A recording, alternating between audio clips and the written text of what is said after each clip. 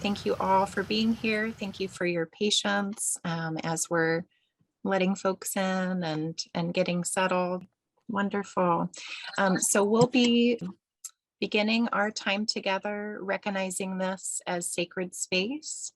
And at this time, I'll turn it over to Ilarion to open us up in prayer.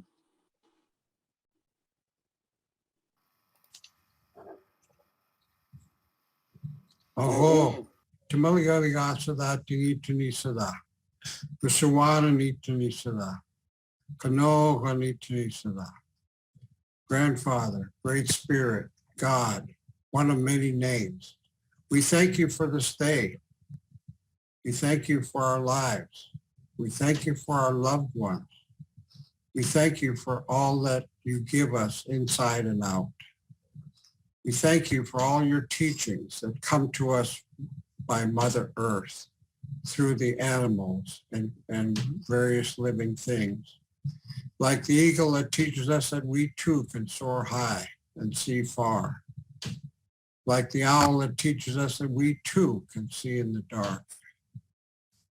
Like the trees that teaches us we need to be grounded in order to grow tall and be strong.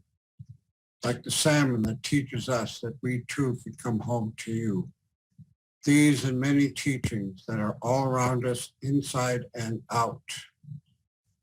We thank you for this day. We thank you for this sacred circle of people. Aho, Makala, Magalako.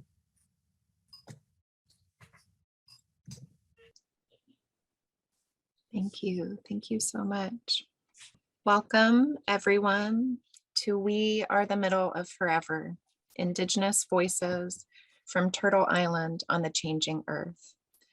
My name is Amy Troyer-Karras with Learning Right Relations, and it's an honor to be here and to be a part of hosting this event. We are so grateful to our presenters and Indigenous guests for sharing this time together.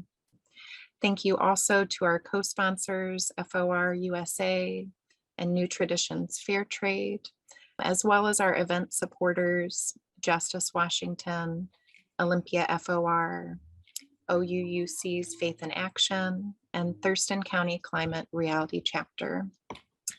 Also, deep appreciation for everyone who's joining to listen today and to all who donated towards our presenters. And now I'll be turning it over to Diana with LRR, who will be opening us up. Thank you, Amy. As we gather today from many places around Turtle Island and even from other continents, we deeply honor the Indigenous leaders with us today. And we recognize that we are living today on the lands and waters that were and are now home to the original, free and independent peoples and nations of this planet. As peoples of conscience gather today, we know we must be more than spectators to the results of the recent harmful relationship humans have had with planet Earth. So we pause a moment with respect for the changes needed to right our relationships.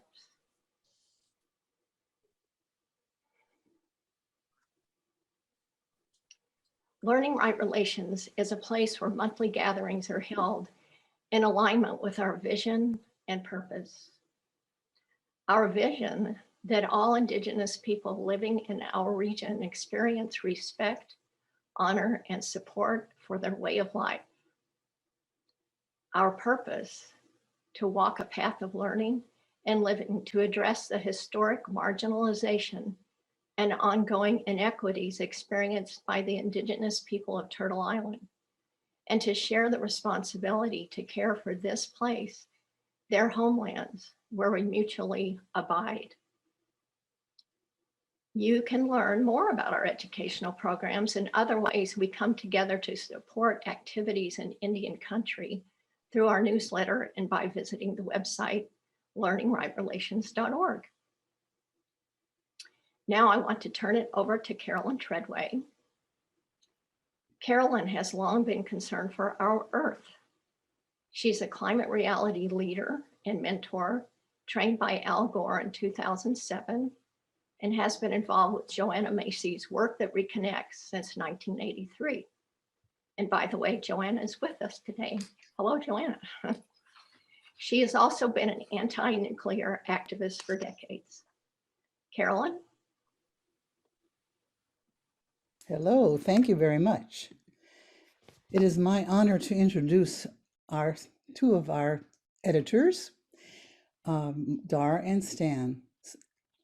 Dahr is an award-winning author. Many of you know him already through his remarkable books, The End of Ice, Bearing Witness and Finding Meaning in the Path of Climate Destruction, Beyond the Green Zone, Dispatches from an Unembedded Journalist in Occupied Iraq, or from his other books and countless articles in Truth Out and other publications, or his videos on YouTube.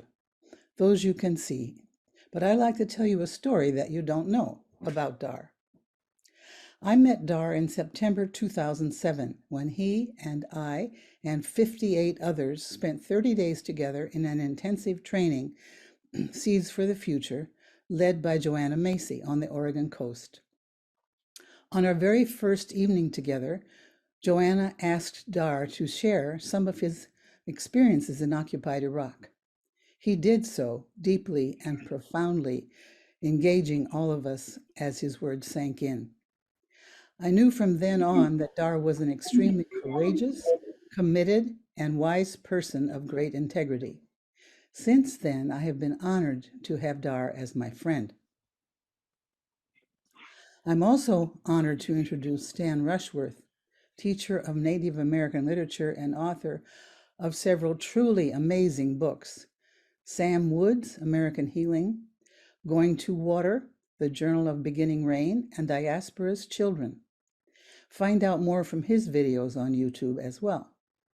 I have not had the pleasure of knowing Stan personally, but have heard from others that his impact on them has been life-changing. Congratulations, Dahr and Stan, on this month's publication of your important new book, We Are the Middle of Forever, Indigenous Voices from Turtle Island on the Changing Earth. And thank you for the Indigenous wisdom it brings further into our world. We are thrilled to welcome you both and 3 of the 20 Indigenous leaders you interviewed for your book, who will be introduced shortly. But first, Dahr and Stan, I invite you to tell us how this book came to be. Then you can introduce the speakers and proceed with the panel. Thank you.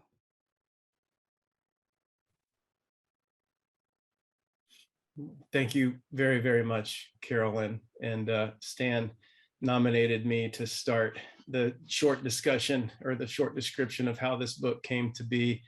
So, but before I start, I want to thank all of you organizers who've pulled this together. I know it's been a lot of work and you've done a great job, and thank you. And specifically, Carolyn, you've been, from my experience anyway, really a driver of this. And thanks for asking us all to be here and all the hard work you've done right up until about 30 minutes ago, making this happen. So thank you so much. And following on the thread that Carolyn started, I want to just express a lot of gratitude that Joanna Macy's with us. My first ever Joanna Macy intensive with the work that reconnects was in 2006. And I was in severe PTSD from all my work in Iraq. And I can say that work with Joanna literally saved my life. So it's really an honor to have you here with us, Joanna. Thank you, and I love you. I also want to thank Ilarion, Raquel, and Gregg for joining us. And thank you, Stan, again, for everything. So talking about the genesis of this book, I met Stan when I was doing my final edits on The End of Ice. I was really in great despair from what I had seen happening to the earth working on that book, going to places like the Amazon rainforest and the Great Barrier Reef and glaciers all around, Sequoia National Park and all kinds of frontline places, and saw the dramatic changes for the worse happening everywhere. I was in great despair, and it was at that time that I met Stan, and we started talking at length straight away, and became very close friends very quickly. And so when The End of Ice came out, Stan had already been imparting wisdom to me from some of his teachers, people like Dr. Darrell Babe Wilson and others. And I include some of that in the very end of The End of Ice, which I had to completely rewrite right after meeting Stan, in fact. And Stan came to a few of my book talks once the book tour for that began. And what we were seeing was the abject despair amongst so many in the audience. And as we saw that growing and talked more and more about it, we realized that it would be really beneficial for them to have more of an Indigenous perspective. And so we started talking about this, and that's when the idea for a book started to come. But that was, the thing I'll close with before turning it over to Stan is I was in abject despair on the climate crisis and then all these other converging crises. And I had to find a way to be a deeper way to be on a daily basis amidst all this going on. And for me, it was that's when Stan showed up in my life. And then this book idea came as medicine directly from the planet. So that was really my experience with this, and how this book for me really is the antidote for the despair that I experienced from writing The End of Ice. Over to you, Stan. Thank you. Well, yeah, it's a long story. I was born in 1944 and raised in a large community of diasporic folks from Oklahoma. We were all called Okies back then, and there were also a lot of what today people would call Chicanos, which were many diasporic folks from Mexico that my grandparents worked with, and we all lived out on a river, the San Joaquin Valley, the Stanislaus River. We lived off that river a lot.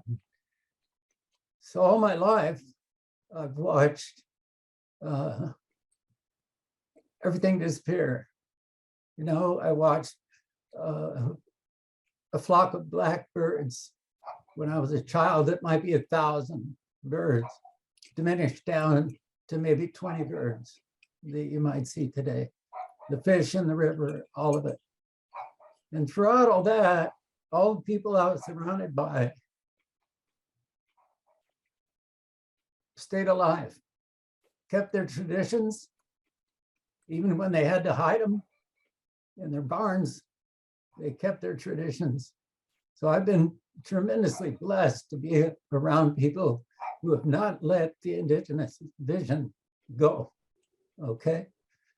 Because they realized and taught me, this is life.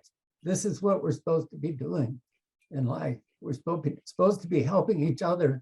We're supposed to be listening to the animals, listening to the river, listening to everything around us. And as I grew older, I got into teaching Native American literature because I found that same spirit of life there. So when I met Dahr, all of that was inside of me. And I saw his despair because I felt his despair too. I served during the Vietnam War. So he and I shared that PTSD, and we shared the need for that healing. And, it's what the world needs. It's what the world needs.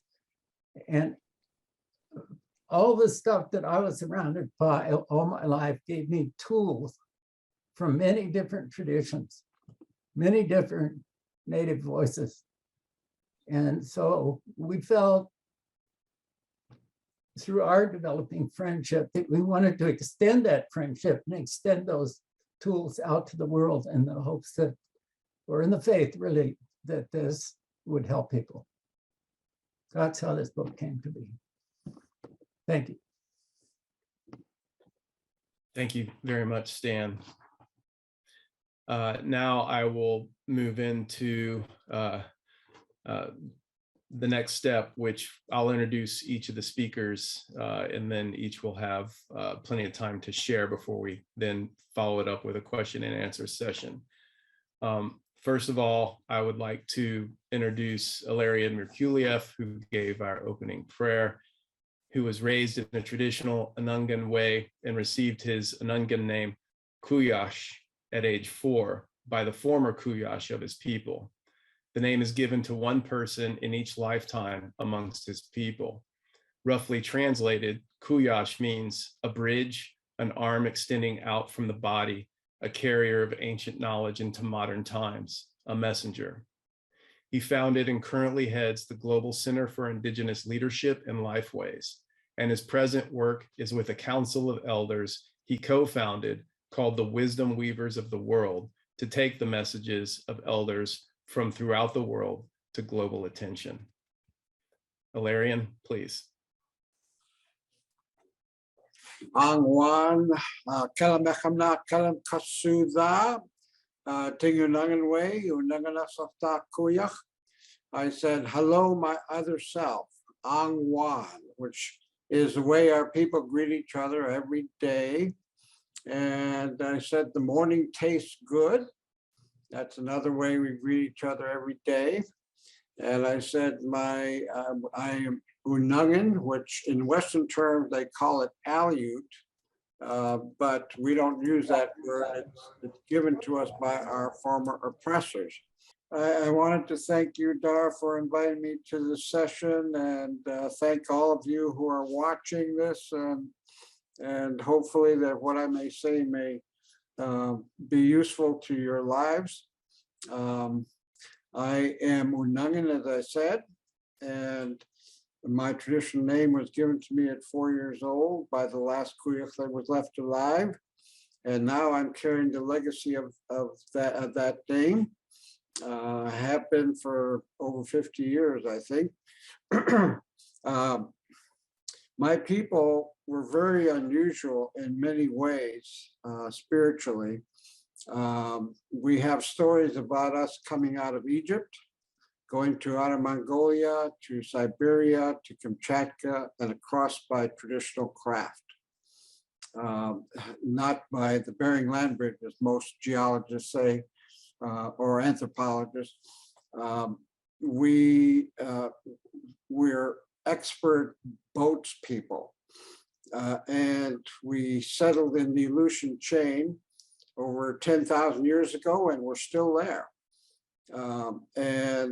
The guidance that I receive is from my people and from my ancestors and from the elders that I work with today. I try to maintain the integrity of their message so that it can go all over the world. And we created the Wisdom Weavers of the World. Yael, my wife, can you put that on chat so that they have the address of the website? We met in Kauai in 2017. Kauai is called the birthplace of the souls. And that's one of the reasons that we went there. We invited elders from all over the world, and they showed up.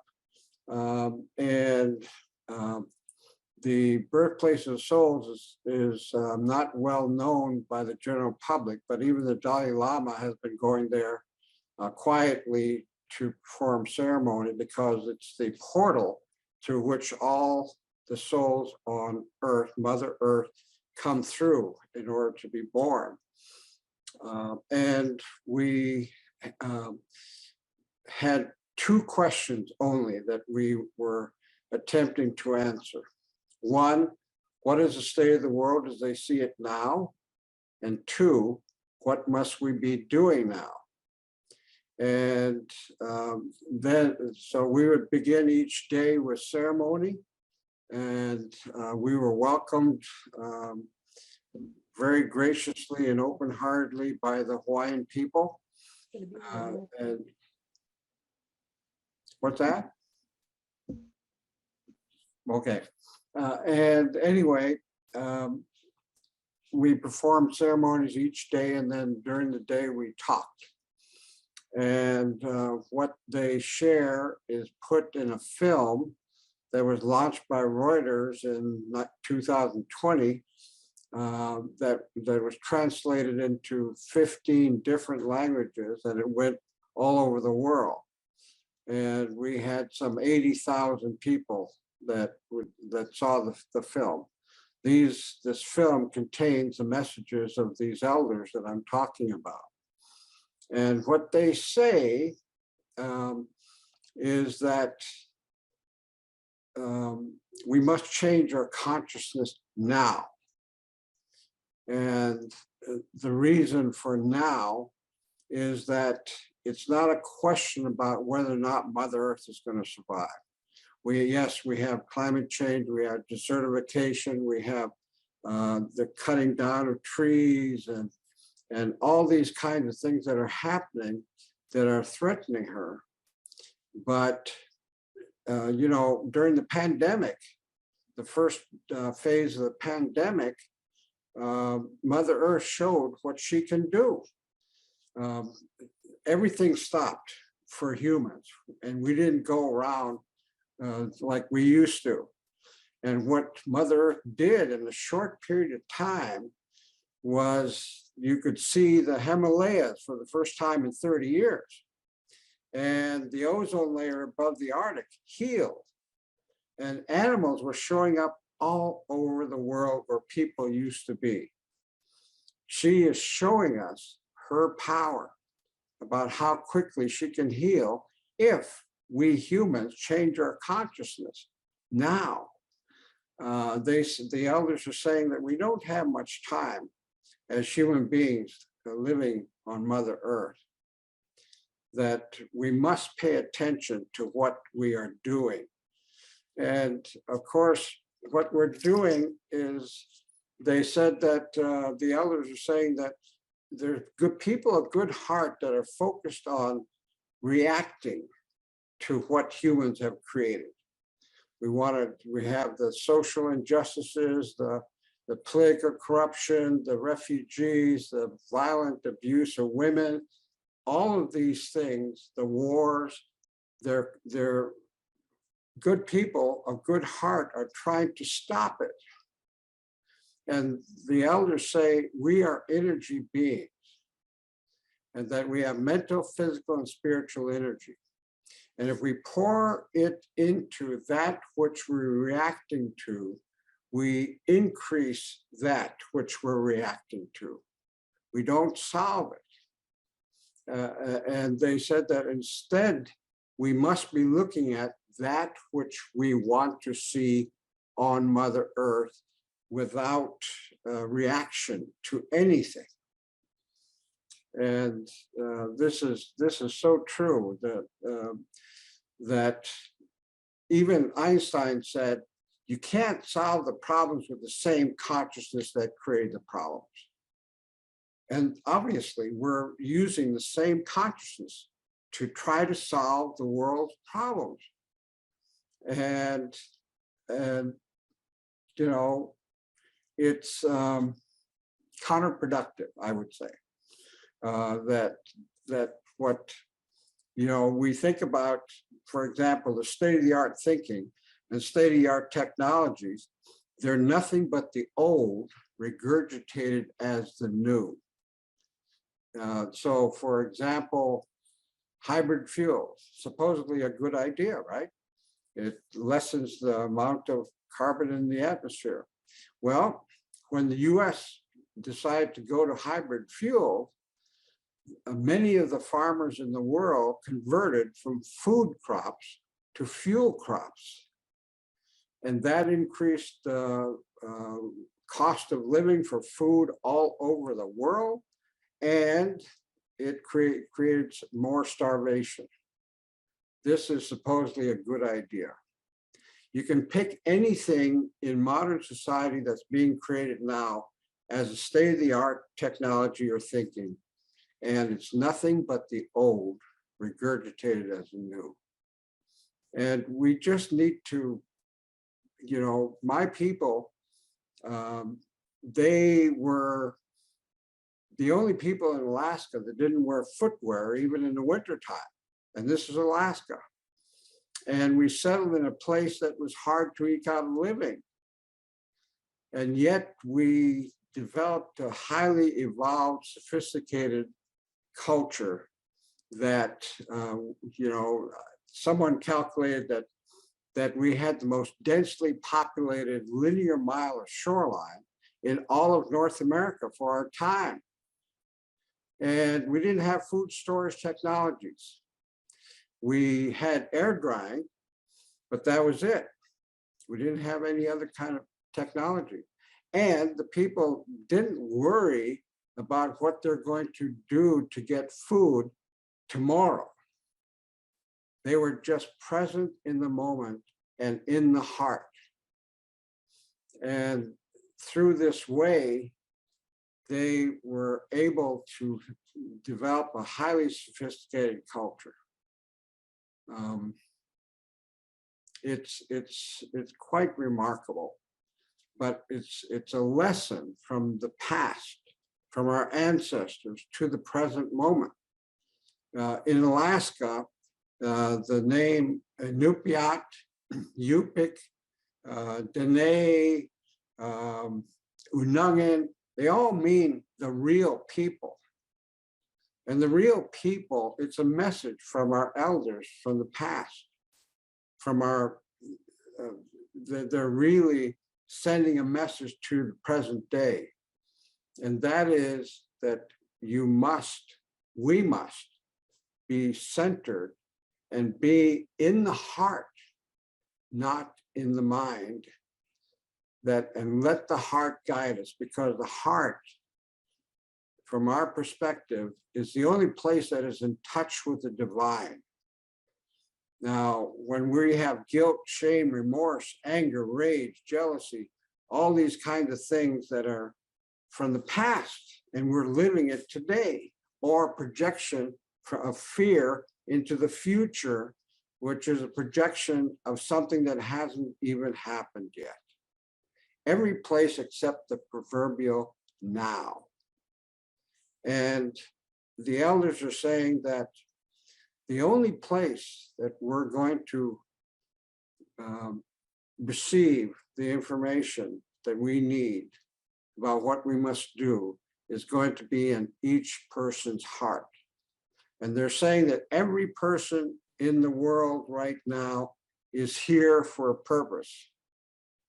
And the only way that the only thing that we can do is you have a gift. You have an individually, each of us has a gift to give to the world. But the only way to access that gift is to go to the heart. The mind, you know, the Tibetans call it the monkey mind for a reason.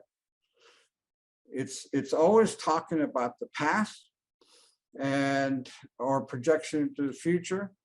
And it just does all kinds of things that is not in the present moment.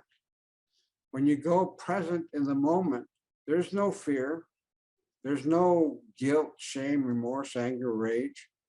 And most of the people in the world are living in the mind.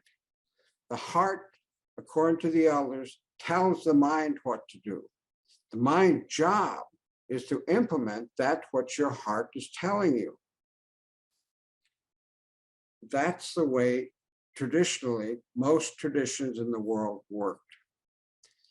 And now we're in a state of great masculine imbalance as one of the root causes for what is happening. And this masculine imbalance, according to our story, began 4,000 to 6,000 years ago from a pendulum that was swinging back and forth between masculine imbalance and feminine imbalance. And that what we're doing is a masculine imbalance that exists today all over the world. And if we really want to change, we must become the change. We must become, if we want peace, we've got to be peace. We have to be peace. If we want, you know, the elders are saying, nothing is created outside until it's created inside first. So we trash the environment on the outside because we're trashing the environment on the inside. We judge others on the outside because we're judging ourselves. We criticize others because we're criticizing ourselves. Nothing is created outside until it's created inside first. And that one of the things that has happened because of this imbalance is that we have left our hearts and went to the mind.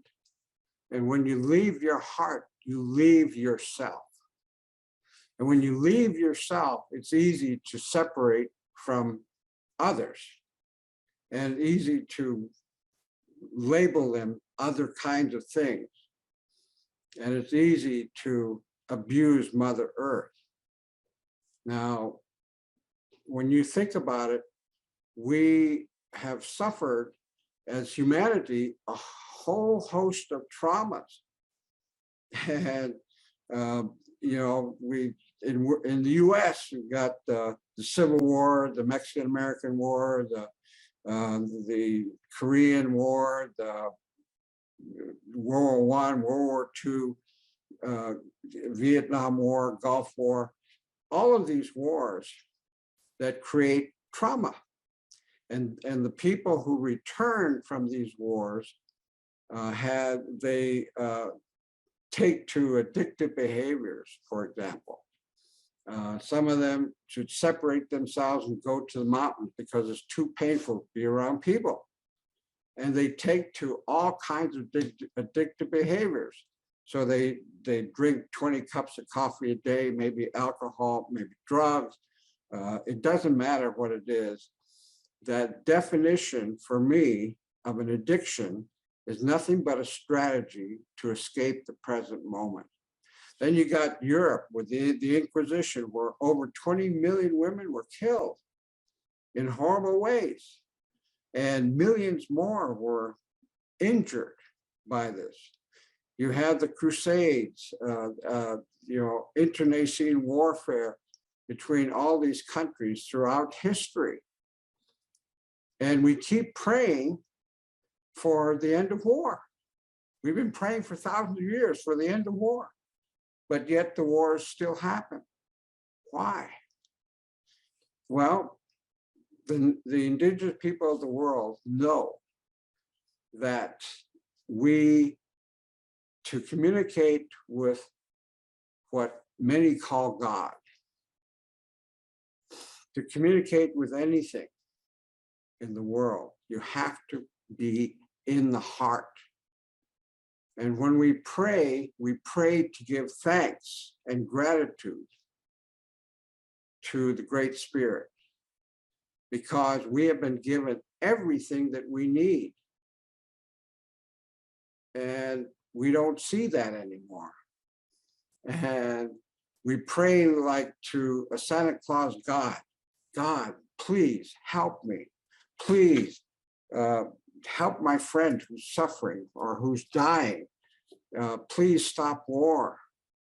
Well, from my own understanding, this Great Spirit does not respond to human illusions. They are created by human beings. We're responsible.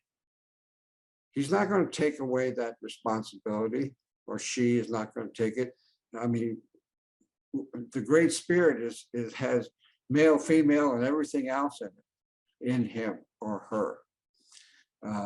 And doesn't distinguish between you know, male and female. And then when you think about when we split from our hearts, we entered duality. We created this reality, duality, where, you know, even in the Bible, those who follow the Christian path, they know what I'm talking about. The Adam and Eve, and the one law was, do not partake of the tree of life, the fruits of the tree of life. And they did. And what they did, it gave them knowledge about good and evil. And so the split began, and we're split human beings. And we're, you know, up, down, right, wrong, all these kinds of things that are dualistic. We're practicing this dualism every day. And spirit, we understand, unifies these dualities. And that's a very important point.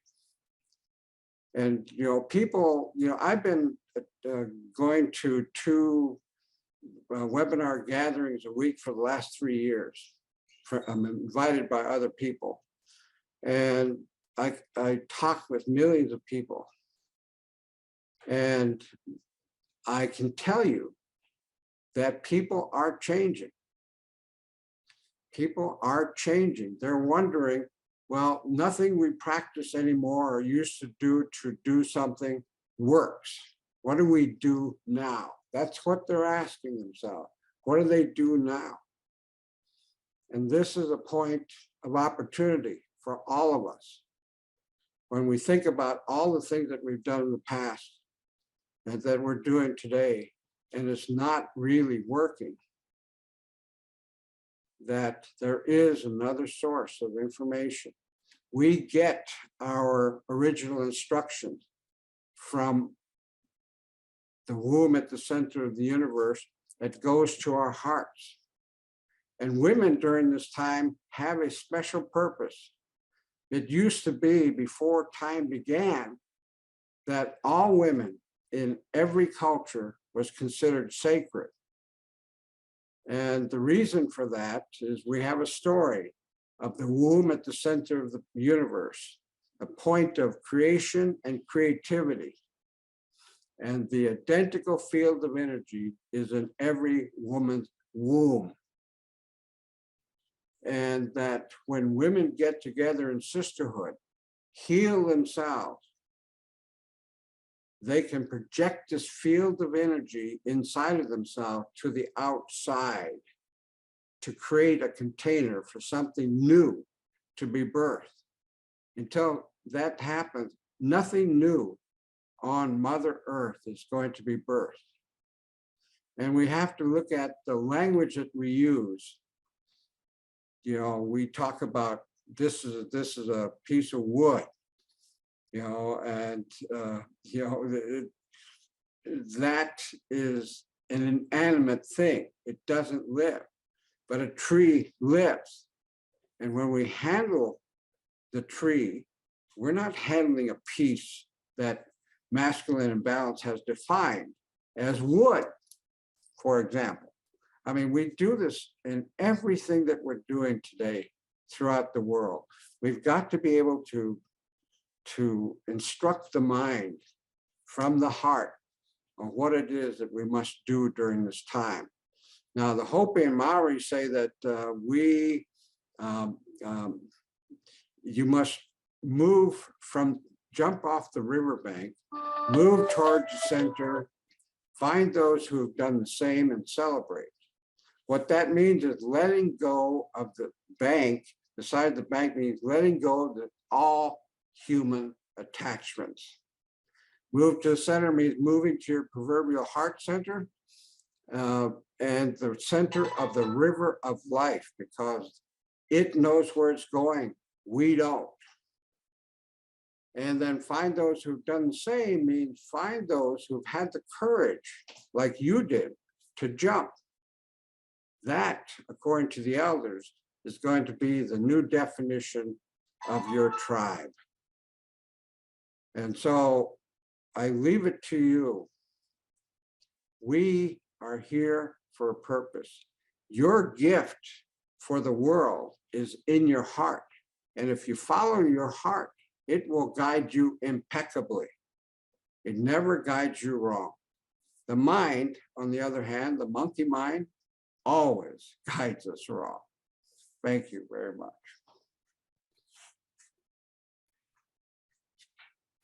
Thank you very, very much, Ilarion. And thank you, Yael, and others who helped. Next, I would like to introduce Raquel.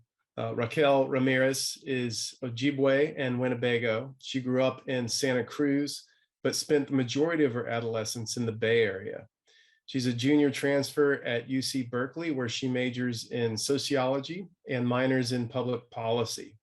She is the executive director of the Indigenous Native Coalition Recruitment and Retention Center, which serves the Native community on the Berkeley campus. Raquel and Stan are going to be in an interview format discussion for her presentation. Take it away, you two, and thank you. Hi, everyone. It's an honor to be here. Hinikarik Yuina. That means I greet you all in Ho-Chunk. My Ho-Chunk name is Mahuji Shininglianga, and it means good feather women. And my grandmother always, I shared that name with my grandmother, and she always imparted upon me that means that, to her, that means that we conduct ourselves with unconditional love when we interact with Mother Earth and the people and animals that occupy her. So I use that to inform my decisions and my character and who I am. And so I'm really grateful to be here, and I'm excited to kind of have this conversation with Stan. As you know, I really think that the conversations I've had with my elders, including Stan, have really been what have shaped me and have developed my sense of understanding for who I am and what is right and what are, you know, right relations. So thank you. The title of Raquel's chapter is Awareness. And she deals a lot with the complexity of that, which I think is really important. So I'm going to read a couple things that she said. These are direct quotes. The truth is, awareness is difficult for people. I think that's why ignorance is so prominent, because breaking the ignorance in society is going to be breaking someone's own ignorance. And that's a process, an emotional and difficult process.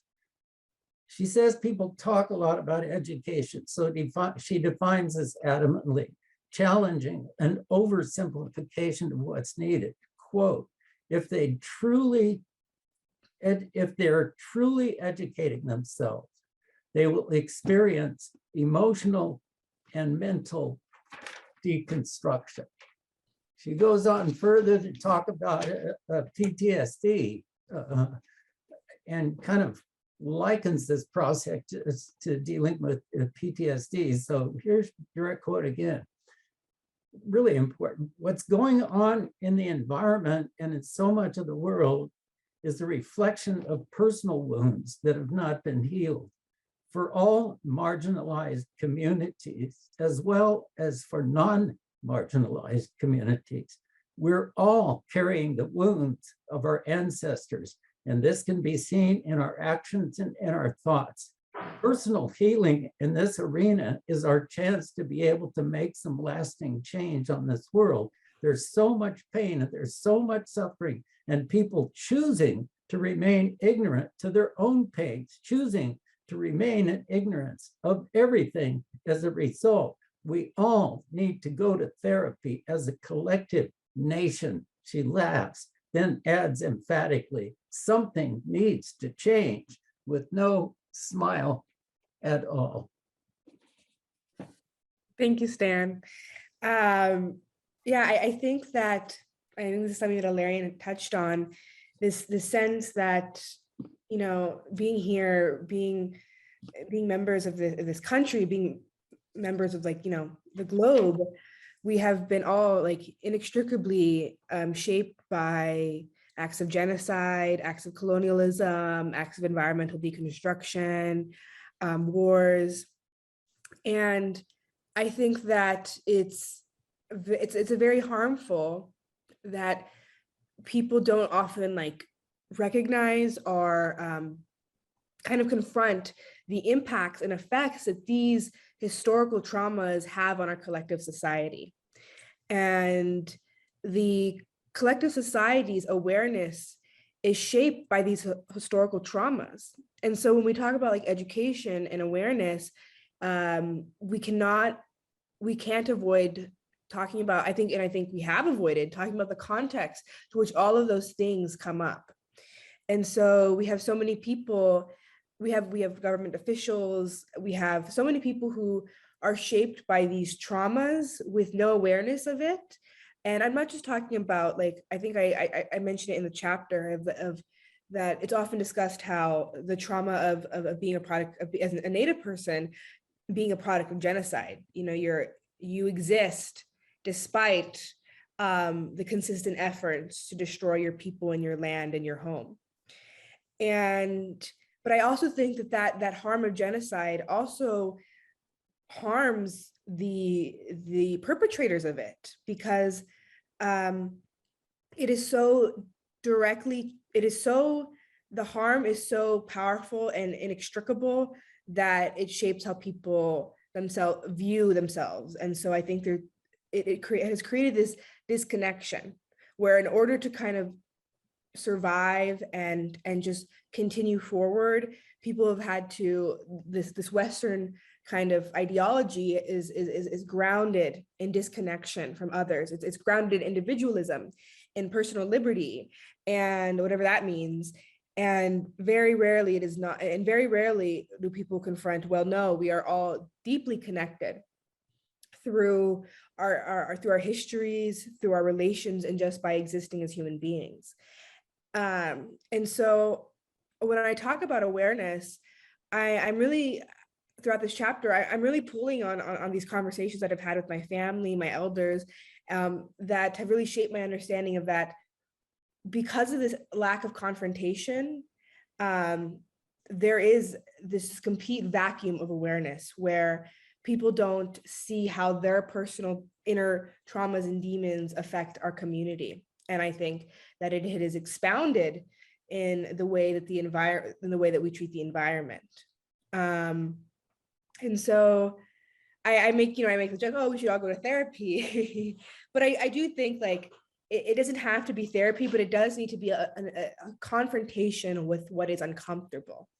And the history of this country is very uncomfortable for many white people to consider. And I think, it's this term that I'm sure you've heard in the zeitgeist of white fragility, but really it's just as simple as that in order to like buy into the mythos of America, there has had to be a complete denial and unawareness of the impacts of genocide and colonialism. And that complete denial is not only impacted in our society, but it's a deep spiritual and intellectual denial. And so I think that's Stan quotes me saying that in order for people to truly educate themselves, there has to be a mental and emotional and spiritual deconstruction. And I think our school systems, in a lot of ways, fail to do this. In a lot of ways, they just ask you to continue to perform in this mechanism of capitalism and yeah, to continue to perform in the cog, how can we shape individuals so they can contribute to our economy, and not know how can we educate individuals, like truly educate individuals so that they are kinder, happier, more aware people. And I think that is a true purpose of education. But education is so tied to how can we create producers and consumers that is really lost. So yeah, I think that this concept of awareness and education are so deeply intertwined, and it is like dealing with PTSD. It is like dealing with trauma. And so yeah, I think I think Stan has some more questions, but yeah, thank you. Well, everything you said there makes me want to go backwards a little bit, Raquel. But in talking about education and the genocide, you said something here. The genocide hurts the heart of the perpetrators as well, because it's such a stark contrast to who we are as human beings. Inherently collaborative, inherently community focused. And for you to kill people, that's a wound on your heart.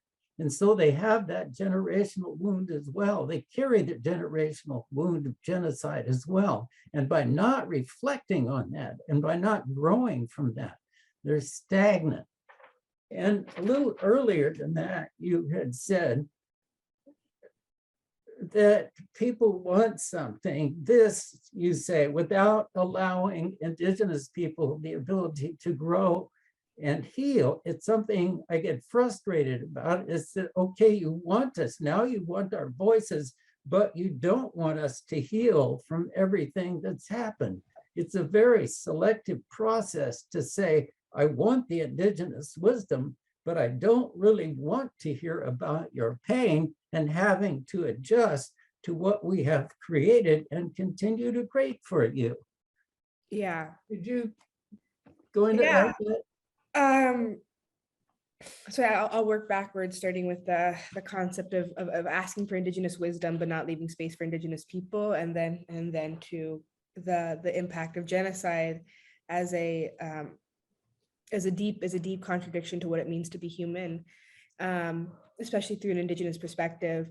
I think it's something that you observe often, being in a lot of like liberal spaces, left spaces, where there's this big pull for allyship. But we want to hear what Indigenous people have to say. The stewards of the land.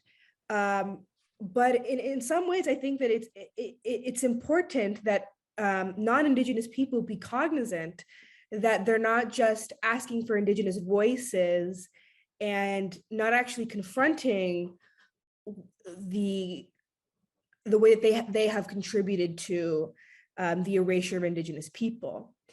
And it's something that I'm very familiar with as a UC Berkeley student, where I am in a lot of allyship spaces. People, we have land acknowledgements, we have we want to give space for y'all, but then you see just blatant anti-Indigenous behavior in those same spaces.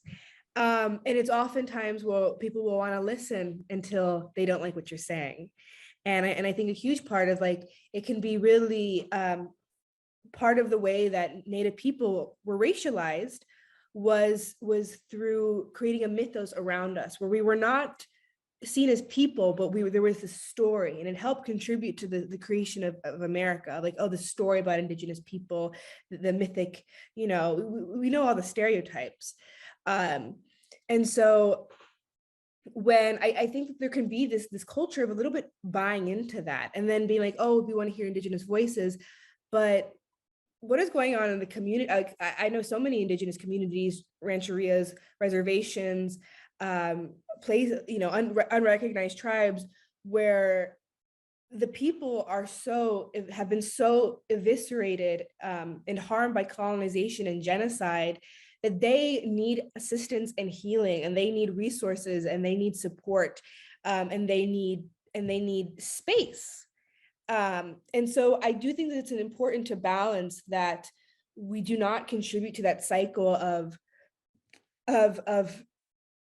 where we see knowledge as something to consume, as something to hear, and as something to make us feel good. And I think that knowledge, if in education, as I talk about, if done correctly, it's not going to make you feel good all the time. It's not going to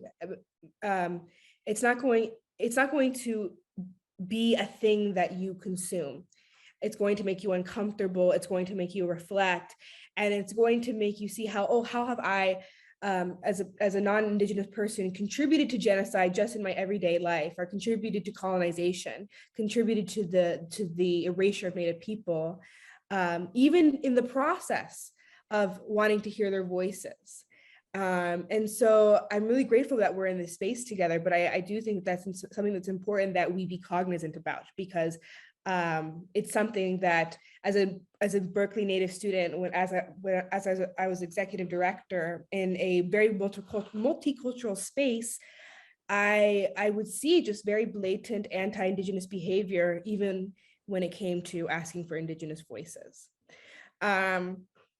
But I think then moving on to the second part of Stan's question, or of Stan's question about, I think that this idea that, then I think again, it's very grounded in Westernism and in capitalism and individualism, that this, that it's survival of the fittest, that was the precipice of human evolution, right? We were the survival of the fittest. We were competing to survive, and that's how we have gotten to where we are today. But I think in many Native communities, that is deeply contradictory to know we are here because we have collaborated. We are here because we have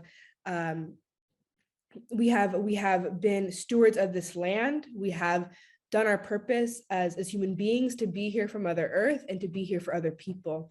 And I do think, I do believe that there is an inherent quality of kindness and collaboration, because that's how we survived. That's how we evolved. And it's interesting because only now, only more recently in the past maybe decades, scientists and evolutionary biologists and have all been able to start to recognize that, well, no, it wasn't just this concept of survival of the fittest. It was this concept of collaborators. And that's what really can set us apart. But yeah. Thank you, Stan. Thank you, Raquel. You were talking recently about ebb and flow and in your own processes and vulnerability and, the whole idea of being invulnerable. Could you talk about those things in this process of gaining awareness and coming, and maybe tying that in I heard you recently talking about these being natural cycles, right? Yeah. So I think that the cycles we see, and this is something that my elders have taught me, Stan has taught me, my family has taught me, that the cycles that we see in Mother Earth are reflected inward. And that there is this notion that, I think that in life we struggle and we grow, and we struggle and we grow. And in that cycle that reflects our deep connection to Mother Earth, because in Mother Earth, there is destruction and there is growth and there is birth, and it is a cycle. And I think that there's often this hedonistic pursuit of, I want to feel good. I want to do things that make me feel good. I think Ilarion talked a little bit about that, addictions, and especially how they affect the Native communities. When in reality, it's about learning to accept when we are in periods of struggle and pain, and learning to grow from those periods. And not this idea that we are running away from this discomfort and this inner demons and these struggles, but we are using it as opportunities to be rebirthed within ourselves. And that's a very spiritual, mental and emotional process. And I think that so much of society is trying to interrupt. So much of Western society, American society, is trying to interrupt that cycle, wherein it is just about, okay, I need to make money, I want to get a job, I want to do these things, and I want to just constantly be pursuing my happiness, as opposed to, well, I'm not in a good place right now, or I am uncomfortable, I'm in an ebb, and being like, well, this is part of the human process, this is part of the human experience. We denormalize, we reject natural human emotions and experiences. We feel sad, we feel anxious, we feel angry, we feel depressed, all of these feelings that we try to run away from, rather than just sitting and accepting these feelings within our body and seeing them as we're energy beings. I think that my uncle went during an ebb in my life. I had conversations with my uncle, and he reminded me, he's like trauma is just like energy. It's stored in the body and it gets stuck. It gets stuck there until there is a time where it comes out, and we can either confront it and unstuck that energy, like a river when it gets clogged up, or we can just continue on that path and continue to repress that energy. But that energy, it's going to come out some way. So this idea that I think a lot of Indigenous people will talk about, that we're energy beings. We are just pieces of energy, and our trauma is energy, and our joy is energy, and those are all. And energy is just neutral. So I think learning to accept that is really important.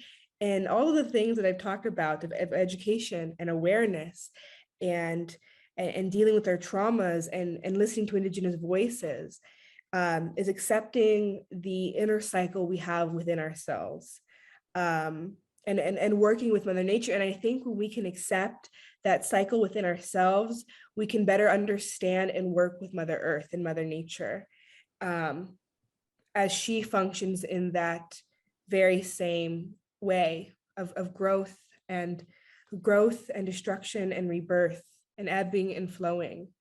And so I think that that's why it's so important that when we ground ourselves, one of those ways to do it is to be out in nature.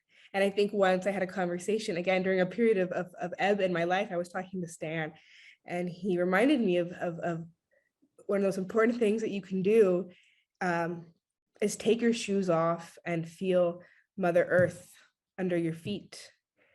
And that has a transformative power to the extent in which you allow it to. I mean, that's part of the acceptance of ebbing and flowing. So yeah, thank you, Stan. I appreciate that question. Thank you, Raquel. Once again, we have about 2 minutes left. Does anything come up for you in this talk that you want to dive into?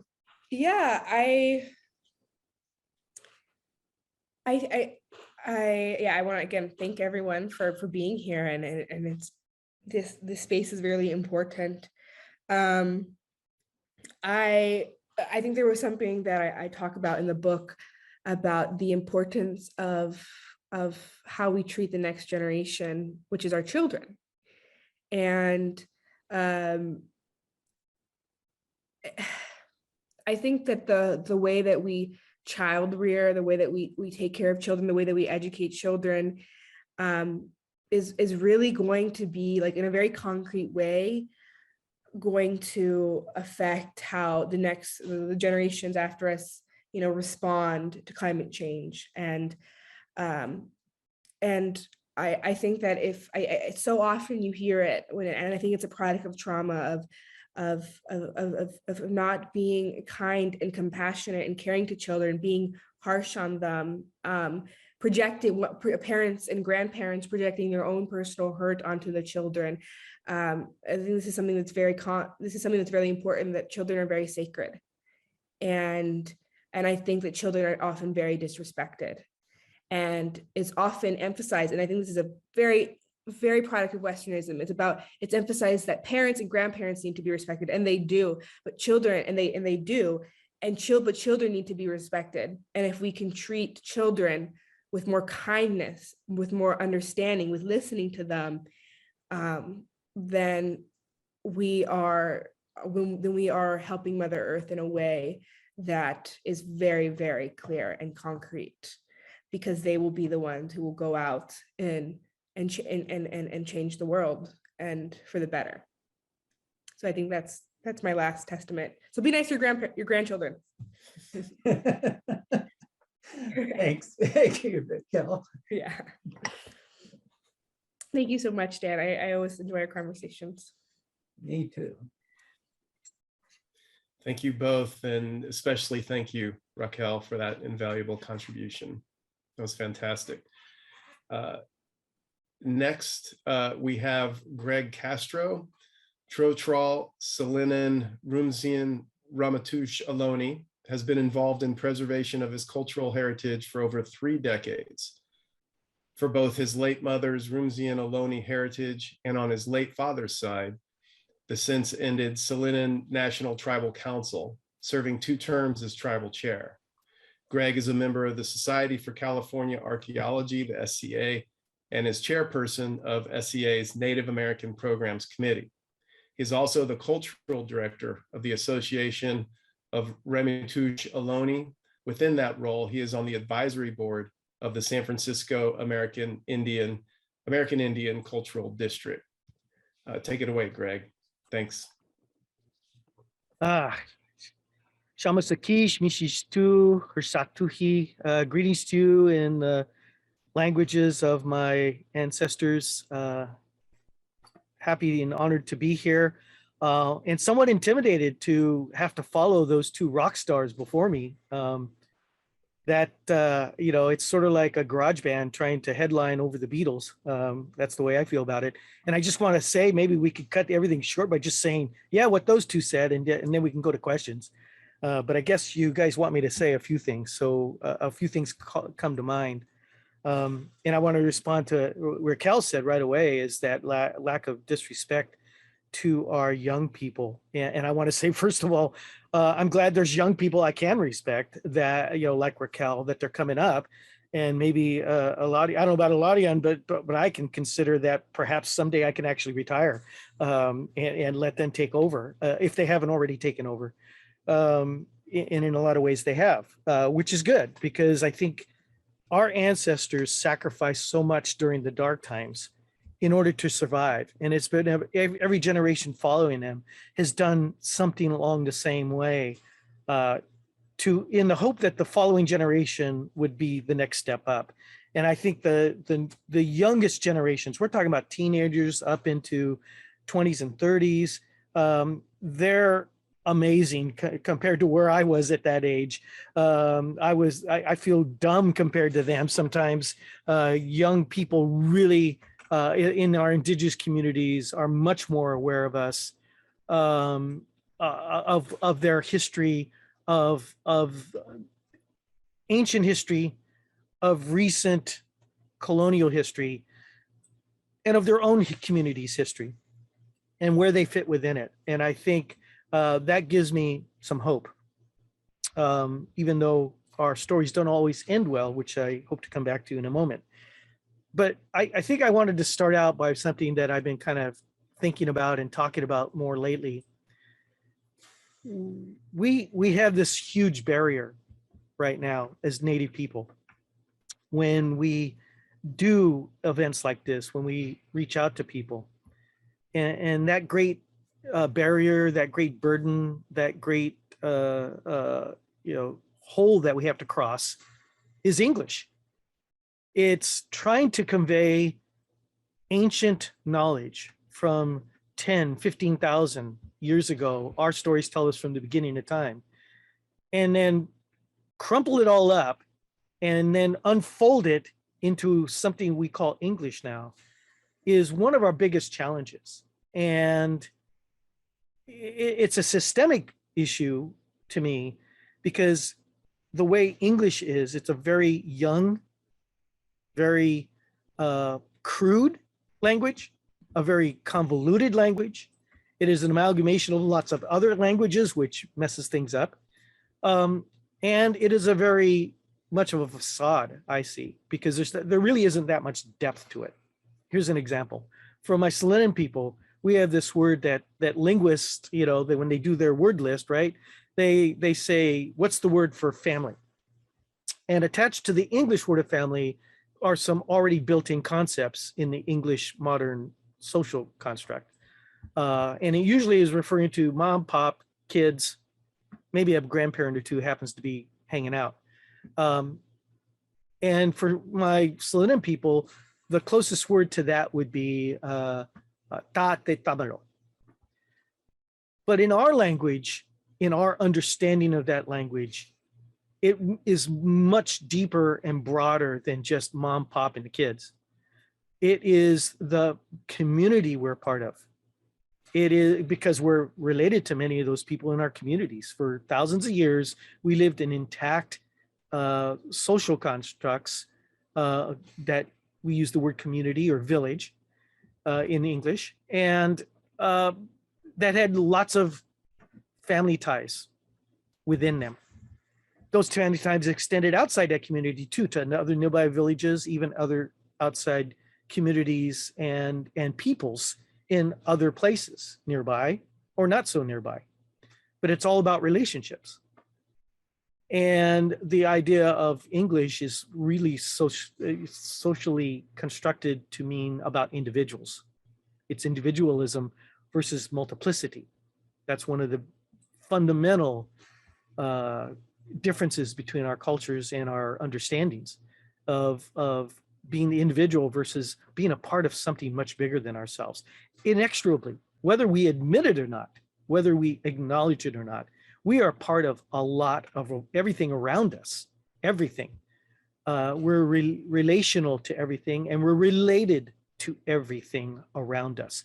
So in my Salinan language, Tate Tamilod also means the physical land that we're on, that community of life, of trees, of plants that give us sustenance. The animals that we interact with also give us sustenance. It is also our ancestors that gifted us this world that we now understand through their knowledge and passing it along. And it also means our descendants, who we are also going to pass our knowledge to, because knowledge is not something we own. We have knowledge, but we don't own it. We don't possess it. We can't grab it and prevent it from going on.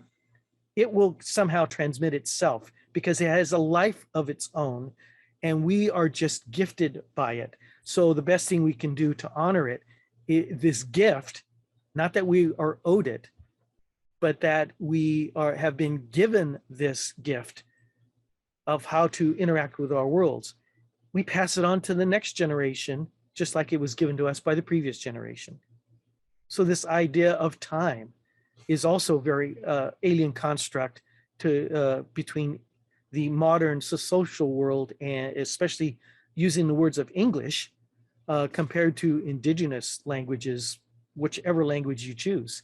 Their idea of time, first of all, is not linear in many cases. And it's even sometimes circular or spiral.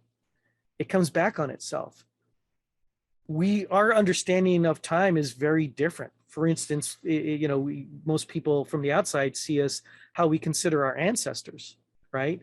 And we consider them as relatives.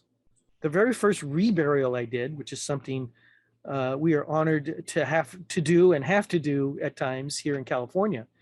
When we do reburials, I did my first one almost 30 years ago. And I remember the first time I did it and saw these remains that were given back to our community. And it was a young girl, probably somewhere in the age of 12 to 14, we estimate.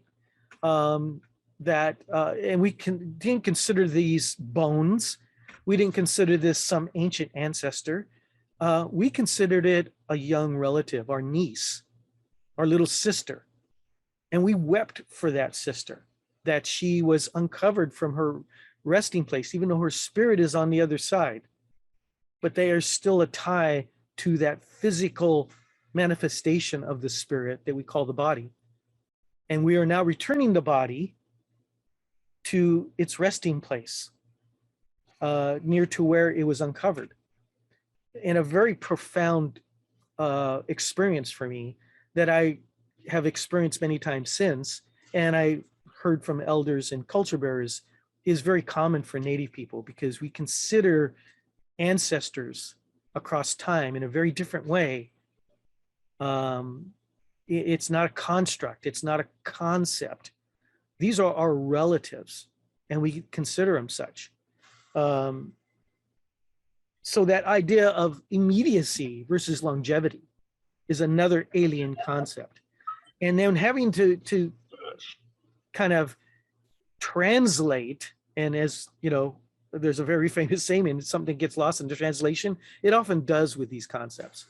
And it's not something you can only hear once or twice or even 10 times. I mean, I've been, schooled by elders for over 30 years, and I still consider myself a student because as my most important elder mentor and teacher and friend taught me, Dr. Daryl Babe Wilson, it's like an onion. You keep peeling. And when you peel off a layer, you find out there's another layer. And it's not nice, even layers. They come off in pieces and in chunks. Sometimes they come off more than once. And sometimes you peel off a layer of the onion and it makes you cry. And sometimes those are sad tears, and sometimes those are beautiful, grateful tears. But that onion is never ending. And even at the end of his life, Dr. Babe, Daryl, was still considering himself a student. He didn't like to be called an elder. He says, the ones who came before me are the real elders, because they dreamed in their language. I'm not to that point yet, but I am slowly catching up as a lifelong student to these ideas and willing to share what little I know, which is what I was honored to do with Stan and Dahr in this book. Systems of thought, I think, are so totally alien between the two. And how do we bridge that gap? Well, continue to work at it. These kinds of presentations, that's why I do a lot of them. This is, I think, my 4th or 5th this week, and I've got 2 more to go. And why do I want to do that? Well, I think it's important to share this gift. I mean, that's the way I look at it. I was gifted this stuff. I still can't believe how I wallowed in ignorance for half of my life. Even as a Native person, even as somebody who grew up knowing who I was and where I came from, I still didn't know until I lost my father in 1990 and sort of woke up. It's like I realized the font of knowledge he was. And I couldn't wait any longer. I had to wake up from my stupor of youth, I think, even though I was in my 30s at the time, and realize the gift I was being given and had been turning it down all my, up until that time. And then turning around and fully embracing that. And in that time period of over 3 decades, it's really heartening to see so many other people, Indigenous people and our allies out in the world, trying to grasp these same concepts. And I think it's important to understand from my elders' teachings that it's not getting to a point where you get a diploma, where you're like, okay, now I'm educated, now I've got it. So many of my elders passed on to the other side at an elder age, and still we're considering, I'm still learning, I'm still growing, I'm not an elder yet. And so I think it's important to keep that idea alive, that we're continually learning. It's the process, it's the walk we walk, not the place we get to at the end, because if we're doing it right, we don't ever get to the end. What Raquel said about kids also kind of made me think of how Native people approach our discussions with our relatives now, who are newcomer relatives here in our homelands. And one of the things that I often talk about now, the last few years, is the idea of time, and how American society thinks of old times as being, 200 years, 400 years. And for us, that's a blink of an eye. For people that have been taught, we've been here since the dawn of time, 400 years is like last week. And so when I sit with people, which I've shared this story with some of Stan's classes, I was in a meeting talking about the creation of a book that was going to talk about our local history in our homeland, Salinan homeland. And some of the families that were there at the gathering were descendants of pioneer families, right? So they were talking with pride about being there 4 or 5 generations, a whole 100, 125 years, in some cases, a whole 150 years. And I was kind of looking around, it's like, oh, that's nice. And then when we get to speak, we're talking about sacred sites that are 8,000 years old. Our sacred mountain that is still there, that we still do ceremony at the bottom of, has been there since the creation of the world. And we've been at its foot for 12 to 15,000 years. And most people kind of like, it's such an alien concept that they can't grasp, that they kind of dismiss it. It does kind of like, they can't, it just flies right over their head. But I think it's important for people to understand what that means for us, at least, is a grounding of where we are, of grounding of who we are, because the land, this is what defines us, not language, not culture, not ceremony or songs or any of those external things, because those external things are reflections of who we are, and who we are is defined by where we came from. And for each community, for each people, it's different because they're unique to a place. Salinan people don't exist outside of Salinan homeland. I mean, they wander around, they live in other places, but the concept of being Salinan doesn't exist outside the Salinan homeland, the Salinan birthplace. The same for rumsien people, around Monterey Bay and Carmel. That's my mother's people. The Ramaytush people I started working with the last several years in the San Francisco Peninsula, they also are defined by that place and only that place. And of course, within that are the concepts of that are given to us by other people, right? Because we, I can't speak for the other two speakers, but I know concepts like Salinan, like Ramaytush, rumsien, those are actually other people's descriptions of us, not our own descriptions.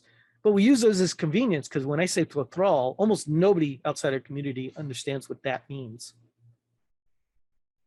But we know what it means. But we are now using those other concepts as a convenience, as a way to communicate with other people, like an intermediate language. And that's really what we're talking about today. When we share this knowledge, we're having to use a crude intermediate language in order to convey these concepts, and hopefully enough of it gets through. And the last thing I wanted to talk about, of all the concepts I have written down here, I can, as Stan and Dahr know, I could rattle on forever, and have. But our elders kind of have shared with me in reflecting on, once again, Raquel's idea of treating our children with respect. And in some ways, our societies, our Native communities, our ancient Native cultures are looking at the newcomers as children. And I often describe them as still being their terrible twos. And if you've ever raised kids, I have raised kids and grandkids, and fortunately they're out of the terrible twos as individuals. But as a society, where this modern culture, especially American culture, are still in the middle of their terrible twos. And if you've ever had a terrible two in the sandbox and it's time to go to bed, but they don't want to, they're just going to sit there and argue with you because they're only thinking in the moment. So Ilarion talked about thinking in the present, and that's important. And there's a difference between thinking in the present and thinking in the moment, the way I describe it, if we're going to use English words. And this modern society thinks in the moment only of themselves and what they want and what they need in the moment, because they can't think of anything besides that. Or if they do, they know it's not going to be pleasant.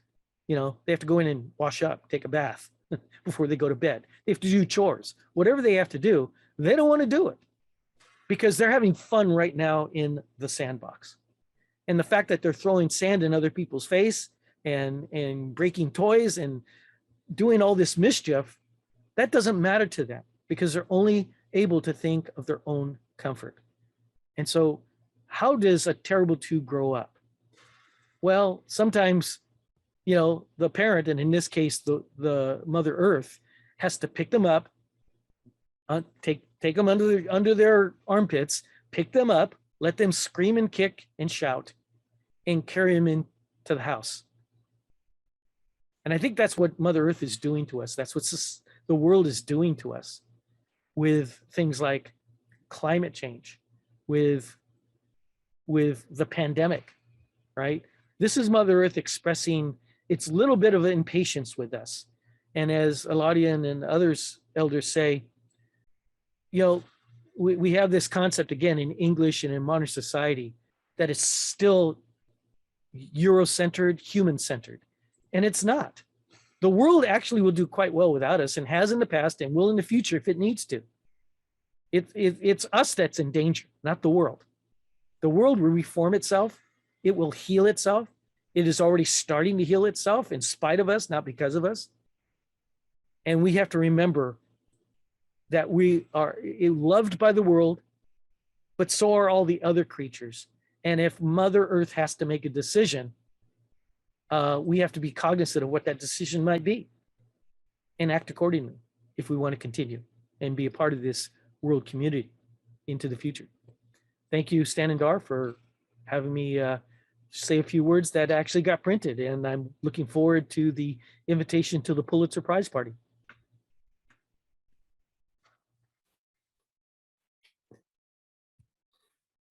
Thank you very, very much, Gregg. Aho, excellent. Thank all three of you. That was brilliant, of course. I'd like to bring in Amy now, who's going to fold us into the question and answer session. Amy, take it away, please. Thank you. Thank you so much, Dahr, Stan, Ilarion, Raquel, and Gregg. Such deep gratitude for your words, all that you've shared, for all who have been listening here together. We're now going to have some time for the Q&A, about a half an hour. And I know that there may be a lot that you're sitting with, a lot that has come up. We welcome your questions. And please, just a note that we probably will not be able to get to all of them. I know there's lots of folks here.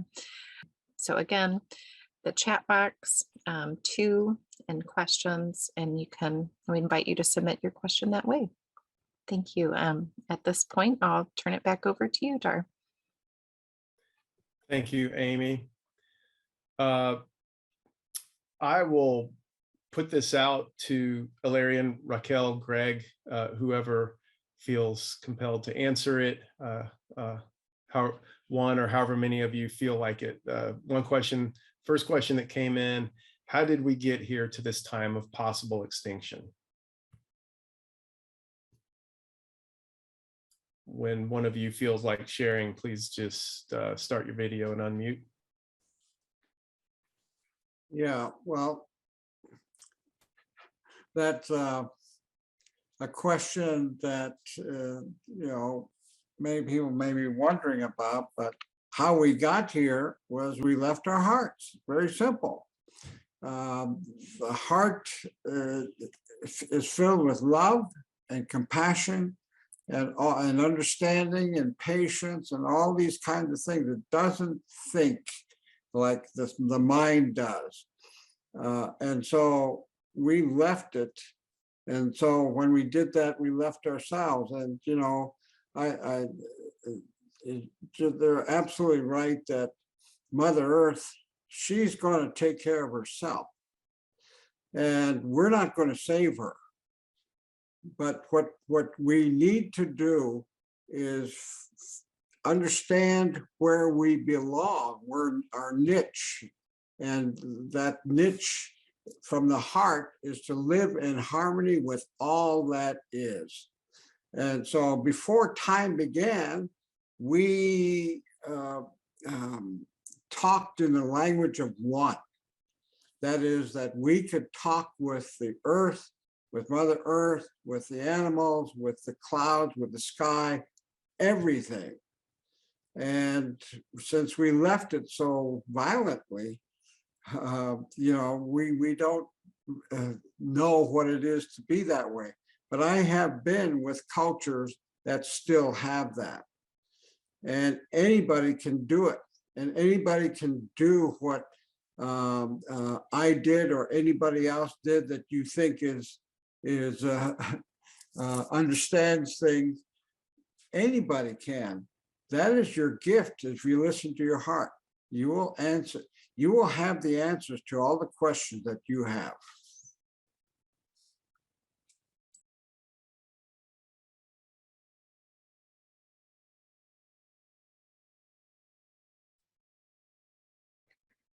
Yeah, I'd say the same thing. That's what I was saying earlier, that we haven't disconnected ourselves from the universe as much as we thought.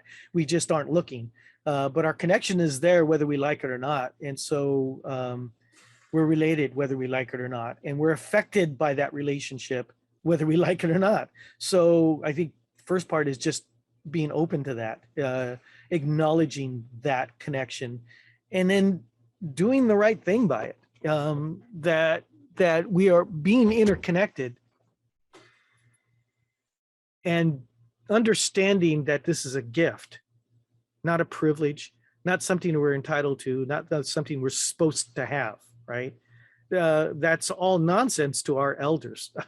This is a gift.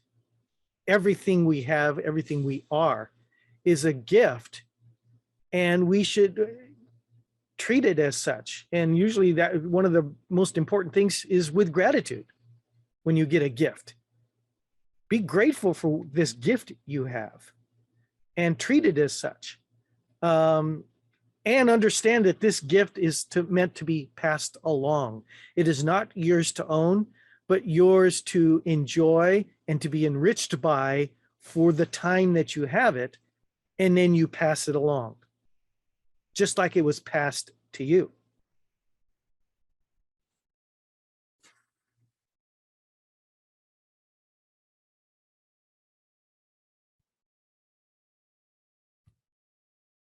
Raquel, would you like to share on that? Yeah, no, I was really just listening because I really I'm also being taught and educated by Gregg and Ilarion in these conversations. So I think that just wanting to just like expound on something that Gregg said about our life is a gift, and the lack of cognizance that our life is such a gift, lack of awareness, it's been incredibly damaging. And I think the gratitude it's really funny he says that, because this morning I got a text from my grandmother, and she was sending me pictures of trees and said, our tree relatives, these are tree relatives, and today I'm grateful to be alive, and tomorrow I'll be grateful to be alive. And so I think that that's just and I know that my grandma always goes back to her gratitudes when she's in a period of struggle. And I will add, I think I'll add though, that, how did we get to this point of almost extinction? I mean, I think it started with first contact. I think it started when settlers and colonizers came to this land and started to pillage and destroy. And I think that was for Native people, it was a loss of our lands and our homes. And so when that was so thoroughly taken away, it was only inevitable that Mother Earth would respond.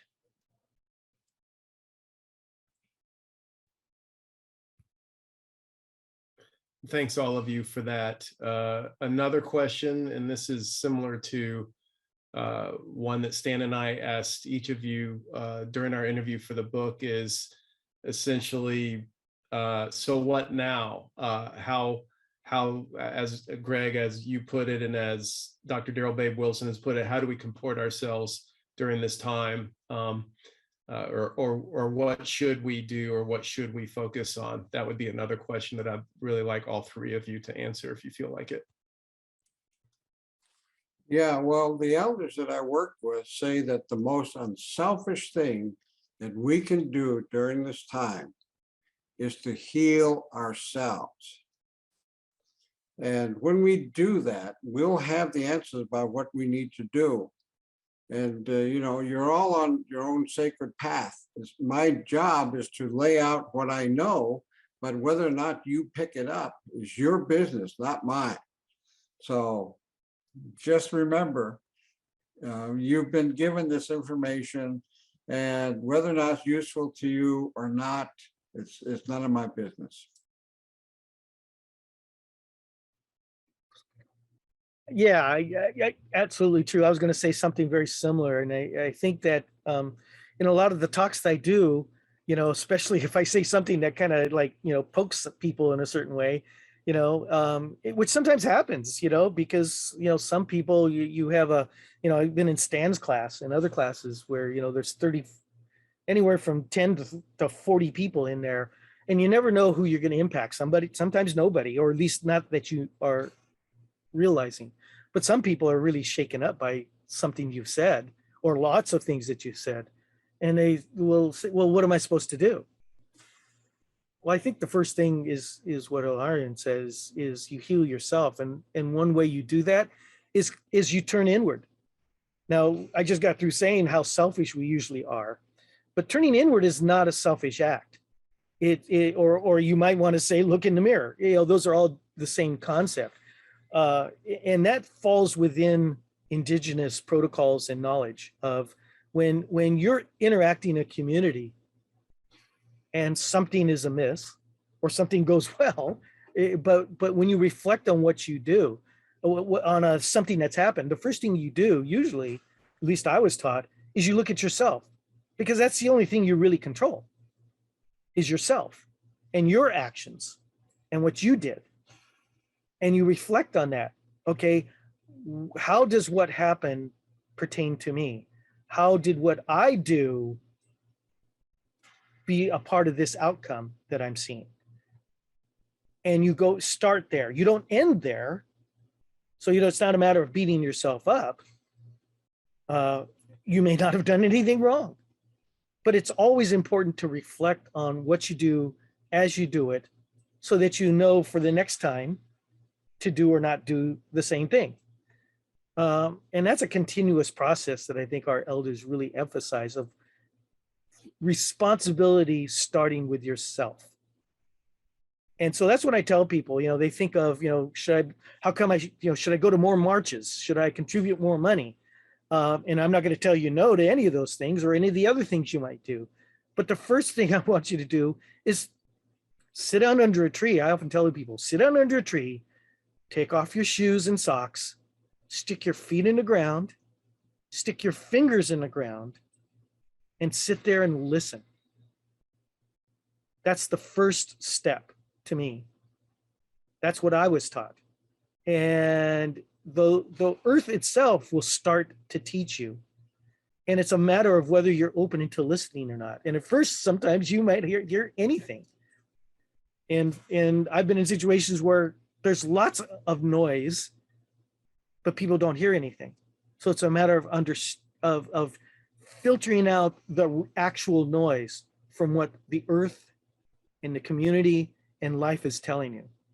And I think that's really the most important thing to start out at, is looking at yourself. And you do that by sitting under a tree and let the world talk to you. And through that, the listening, you will understand yourself better. And that's always, I think, the first place to start. Yeah, no, I think you guys have really said it beautifully and very thoroughly. I think when people begin to think that we are all interconnected and the impact they have on others, especially if they didn't grow up with this understanding, it's terrifying. It's absolutely terrifying. And then there's a lot of sense of fear. And I think that when people start to go to fear, when it comes to understanding ourselves as deeply connected, they then tend to turn away. And so I think having an open heart, a willingness to confront, and I think that's a huge part, a willingness to have self-awareness. I think it's very key. And yeah, I think that this idea that we are the truth that we are interconnected does not mean that we can control people, or that we have power over people. It simply means that the way that we conduct ourselves is is going to have ramifications in ways that we don't even understand, and the way that other people conduct themselves will as well. And so when it comes to, I think, these concrete steps, I think that people want an answer. I mean, they want, okay, so this is, I'm stressed out, I hear all this, what do I do next? Like, they want the answer. And I think that's part of the problem, because the answer is going to be, you have to find that answer for yourself. Like, that is not an answer that I can give you, Ilarion or Gregg, Stan or Dahr can give you. That is, everyone is on their own spiritual journey, and that answer looks different for everyone. So I think that oftentimes being around elders, you start to learn, especially as an Indigenous girl, like you don't really ask questions, you just wait for them to speak. And so I think that's part of it, is when you are listening, like Gregg says, and when you're having an open heart, like Ilarion says, the answer will come to you. And it may take time, and it may not be clear, and it may change. But the next step is really up to you, once you can confront what you've been so afraid of.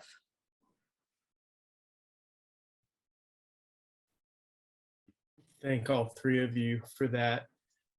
We have just enough time, given that the hosts are going to be having some closing remarks briefly, but some closing remarks nonetheless. We have enough time.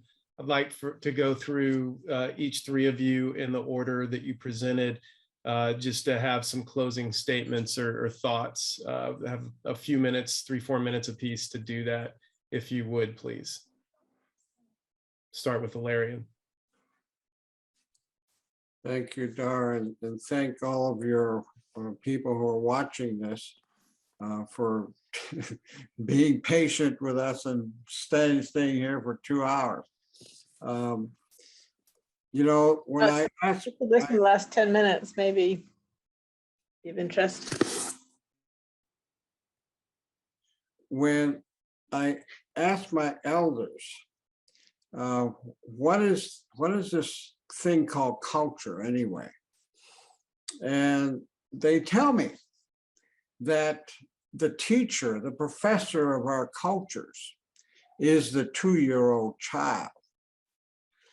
And when you look at a 2-year-old child, as Gregg pointed out, you know, they might get into mischief and they piss off their buddy and they get angry and just go at it, you know, just go at it.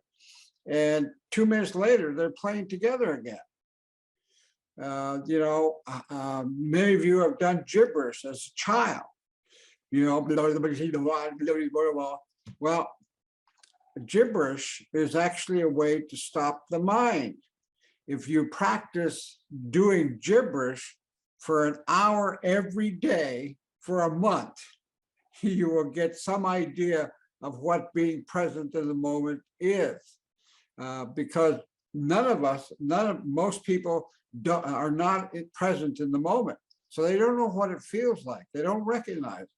But a way to recognize it, do like the 2-year-old child. How many of you have used to jump on the bed up and down? Well, NASA astronauts use that. And they jump on this trampoline, and when you go down and up, it's called reverse gravity, that it pushes toxins out of your body. Genius. In fact, all children that are 2 years old were born geniuses, every one of them. And we dumb them down through time and through the schools and through parents telling them what to do, what not to do, define everything. You know, and so we say, yeah, okay, I'm going to obey my parent because that's the right thing to do. Well, my people, the adult's job is to create the space for a child to learn, not tell them what to learn, how to learn, or to define anything. And so I grew up not asking any question. I had to watch, listen, and learn. And when you do that, you expand out to the maximum of your capability without the interference of someone that is an adult. Thank you.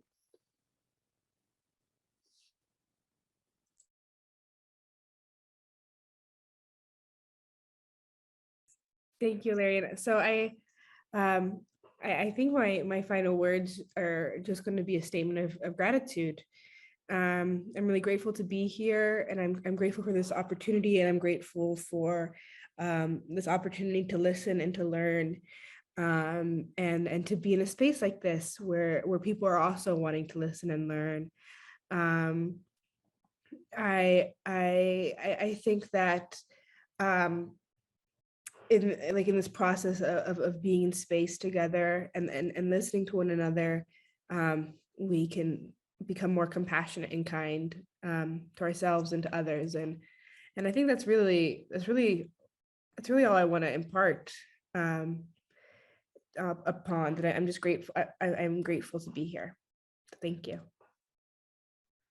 The same here. Hayat Spanikan is thank you in my Salinan language to all of you for this opportunity to be here and to share a little bit of my culture. I think that it's important to know this is a process. This is a small stop along the road for each of us, and to consider it as such, that you always are learning, always are growing. I know I am. I've been blessed to encounter and interact with lots of culture bearers, some older than me, some wise younger ones like Raquel, that are bringing forward knowledge. And to me, it's the knowledge that's important, not the conveyor. So if a young person, our genius 2-year-olds even teach me, that's fine. I think I'm humbled and honored to accept information and knowledge from wherever it comes from. And hopefully that we can convey that Indigenous understanding that I learned of, to have that attitude of gratitude and respect for knowledge, whatever it is. It's the knowledge that's important, not the purveyor of it. And you can learn from 2-year-olds as well as 92-year-old people. And it's being open to that, especially in this world, in this time when there is such noise that keeps us from listening. And it's hard for all of us, even those of us more steeped in culture, that protects us and provides some cover for us. And yet it's still a struggle for us. Plus, doing this work that we are so passionate about, is sharing our knowledge while we're trying to retain our knowledge and protect our knowledge. It's hard work, but very important work that our ancestors are telling us needs to be done. And that's the gift as well as the burden of the knowledge that they've gifted us. And I'm grateful to be able to have this opportunity to share it. Thank you, Stan and Dahr, and to the community that hosted this webinar. Thank you so much.